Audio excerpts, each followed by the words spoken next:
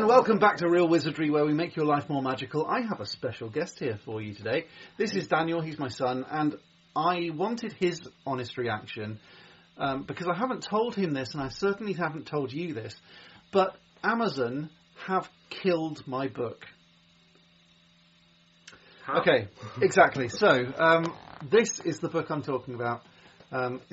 It's actually got a coaster in it, so let's record that bit again. It's called No Code Smart Homes by me, and it's all about how you can create a smart home without writing a single line of code. Amazon have killed my book, and as you can probably see, it says no, not for resale already on this. That's because this is a proof copy, which does indicate that, hey, you know what, this is a very new thing. I've got the new copy, I have bought myself the copy, I've gone through it, there's no errors in it, and it's now live on Amazon if you do want to buy it, purely out of pity, frankly. But what I've done, I've invented a new programming language, and you know about this anyway, because we've tested this. The system integrates with a large language model, and it sends up commands to the large language model. Think ChatGPT. So it's kind of like Alexa.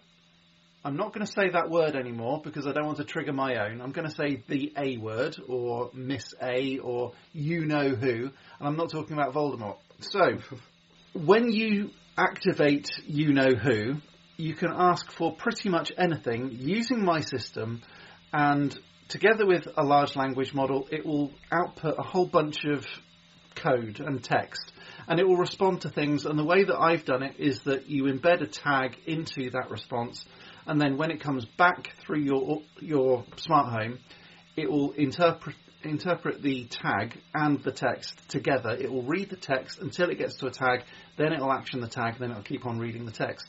So that's kind of the innovation that I've done.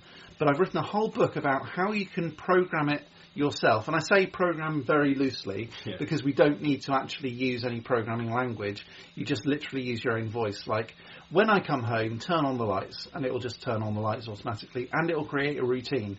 Now, if you've ever used you know who, creating those routines can be tricky. And we fixed it. We fixed it. That's kind of the innovation here, that we have fixed the big problem. And I think we've done it in a much better way than Amazon have done it. But no sooner had this bloody thing arrived than 3 days later, I get notification of something called Alexa Plus.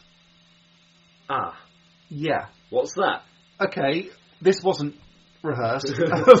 What's that? Really good question. You Know Who Plus is a service that will basically do everything that this will do and charge you for it. The problem is that Amazon have not a monopoly, but they are way further ahead than I am. They've got a lot more resources, and they've got their devices in a lot more places.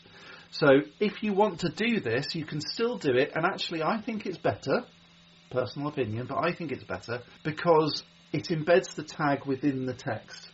Now, even with A+, it can do some of the things that we do and some of the things that we have done, and we've done tests about this. I was going to put out a video about it when we did it around about Christmas time.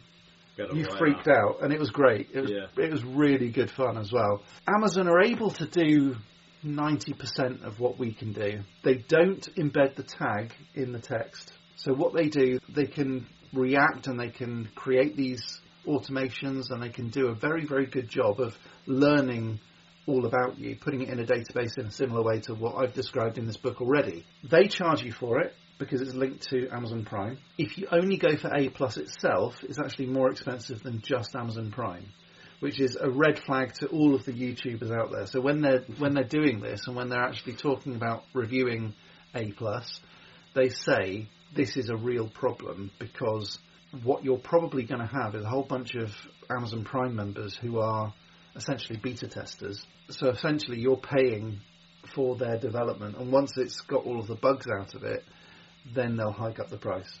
And they have done this sort of thing before. I don't necessarily agree with what they are doing, because they're probably also going to take the data, and I've not seen the terms and conditions, but I would imagine that their terms and conditions are awful in terms of data privacy.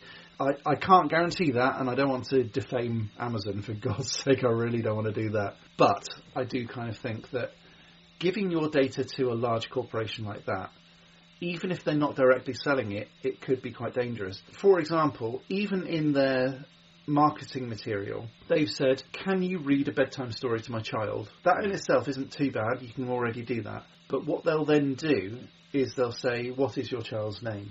Now, if you then tell them, they will remember it and they'll incorporate that child into the story. That in itself doesn't sound too bad. But knowing your child's name and having that child have a digital footprint on your service and linked to you before they can give consent, I think that's a problem. They also know when you are in the house, when you're out of the house, what you're buying, when you're buying it, what sorts of TV programs you're watching, whether you've got lights or sensors in your bedroom, bathroom, kitchen, wherever, and potentially it could be listening to you all the time to make it easier for you. Pretty dystopian, right? Now, don't get me wrong, a lot of this stuff you could also say about what I've tried to do, but I've built this purely on trying to make it local for you. And the whole idea really is that you own your own data and you can create your own routines and you don't have to rely on you-know-who at all. I mean, you decide what's better. This isn't me trying to flog it. I'm literally just saying, isn't that a coincidence? I've made this book. It's a real book. You can look. There's actually words in there. If you want to zoom in, freeze frame it, by all means, that's actual text and every page is different. I might just release it free on my website because it's been built. No one's going to buy it now. Yeah. We could hold a giveaway. Maybe we could hold a giveaway. Well, for this one, for this copy. Yeah, first copy. Yeah, it's a proof copy. Why not? Yeah, and we'll sign it. And we'll sign it. Okay, if someone says something really interesting down in the comments, and it's going to be really interesting, then yeah, okay, we'll sign it and we'll send it over, shall we? Yeah. That's a good shout. Let's do that. Because it's worth bugger all otherwise. So, that's me. That's my little rant. I know that's not an ideal solution for anybody. Certainly not for me. This is the way the things are going. And to be honest, when I thought about this, I did kind of think, okay, well, the best way of proving the point is to probably make a book and do accompanying videos. I didn't even have a chance to make a video because this arrived and 3 days later I get the announcement and I just think, well, what's the point now?